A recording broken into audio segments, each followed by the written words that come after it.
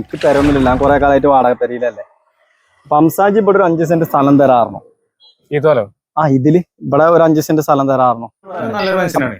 മൂപ്പര് നല്ല മനുഷ്യനാ. അതുകൊണ്ടല്ല ഇപ്പൊ ഞാൻ ഈ വാടക പേര് താമസിക്കണ. എനിക്ക് എന്റെ അവസ്ഥ കണ്ടിട്ട് മൂപ്പര് 5 സെന്റ് സ്ഥലം തന്നത്. അതുകൊണ്ട് പഞ്ചായത്ത് ഒരു പെർമിറ്റ് ഇല്ല. അതെന്താ ഇപ്പൊ പാടാണ്. പാടത്ത് ഒന്നും ഉണ്ടാക്കാൻ പറ്റില്ല. പാടത്ത് പാവപ്പെട്ടവന് ഉണ്ടാക്കാൻ പറ്റൂല. ഈ പാടത്തന്നെ ഇപ്പൊ അതിരിക്കണേ. അപ്പൊ അതൊക്കെ പെർമിറ്റ് എടുത്തിട്ടല്ലേ? അത് വ്യത്യാസമുണ്ട്. ഇത് 5 സെന്റ് സ്ഥലത്ത് പാവപ്പെട്ടവന് വരാക്കാനാ. അത് മുതലാളി ബിൽഡിംഗ് വെക്കുന്നത്. ഇവിടെ പാടത്തു കൂടി റോഡ് ഉണ്ടാക്കാം, പാലുണ്ടാക്കാം, അങ്ങനെയുള്ള എല്ലാ സംഭവങ്ങളും ഉണ്ടാക്കാം. പക്ഷെ പാവപ്പെട്ടവന് 5 സെന്റ് സ്ഥലത്ത് പെര വെക്കാൻ നടന്ന ഭയങ്കര പ്രശ്നം തന്നെയാണ്. അവന്റെ പേരില് കേസ്. എന്നിട്ട് എന്നോട് പഞ്ചായത്ത് പറഞ്ഞാൽ തരോ, ഞങ്ങൾ അനുമതി ഇല്ലാതെ കയറ്റി കഴിഞ്ഞാൽ ഞങ്ങളെ ഒന്നിനെ പൊളിച്ചു കളയുന്നു.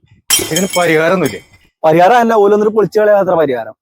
നമ്മൾ പെര വെച്ച് കഴിഞ്ഞാല് എന്താ ഇതിനൊക്കെ പറയാ? ആരോടൊപ്പം ഇതൊക്കെ പറയാ? തരം മാറ്റുന്നത്. തരം മാറ്റുന്നതിന്റെ രസം കേൾക്കണോ?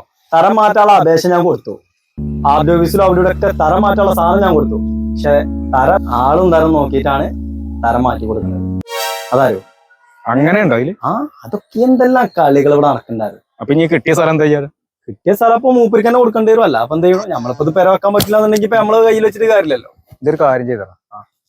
ഏതായാലും പാടല്ലേ, ഇതിൽ നമുക്ക് മീനുണ്ട് വളർത്താം. പോന്നാ അടിമ തല പറഞ്ഞാലേ ഇതിലും നല്ലത് വാടകയ്ക്ക് നിൽക്കാനാണ്. വെറുതെ നമ്മള് വണ്ടിയും വലിയ ഇപ്പൊ